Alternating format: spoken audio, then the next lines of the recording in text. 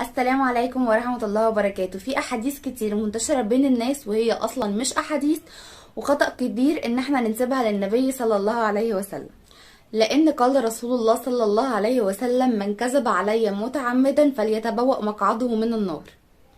حديث إذا حضرت الملائكة ذهبت الشياطين، وفي بيقولوا إذا حضرت الشياطين ذهبت الملائكة. ده أصلا مش حديث.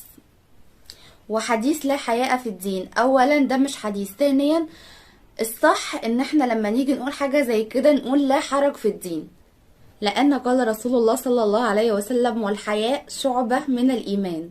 وحديث اخر عن النبي صلى الله عليه وسلم قال رسول الله صلى الله عليه وسلم: ان لكل دين خلق وخلق الاسلام الحياء. صدق رسول الله صلى الله عليه وسلم. وتالت حديث خطأ: رحم الله امرئ عرف قدر نفسه. ده اصلا برضو مش حديث.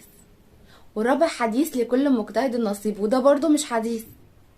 وخامس حديث: اوصى النبي على 7 جار. ده ما وردش في السنة، فما ينفعش ان احنا ننسبه للنبي صلى الله عليه وسلم. وسادس حديث معانا: اذا بليتم فاستتروا، وده مش حديث.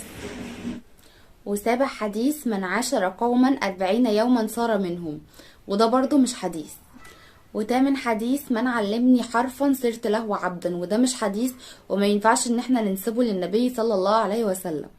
وبس كده. اتمنى يكون الفيديو عجبكم وفدتكم باي معلومه. لو عجبكم الفيديو اوعوا تنسوا تدوسوا لايك وتعملوا اشتراك للقناه عشان يوصلكم كل جديد. وبس كده، في رعايه الله.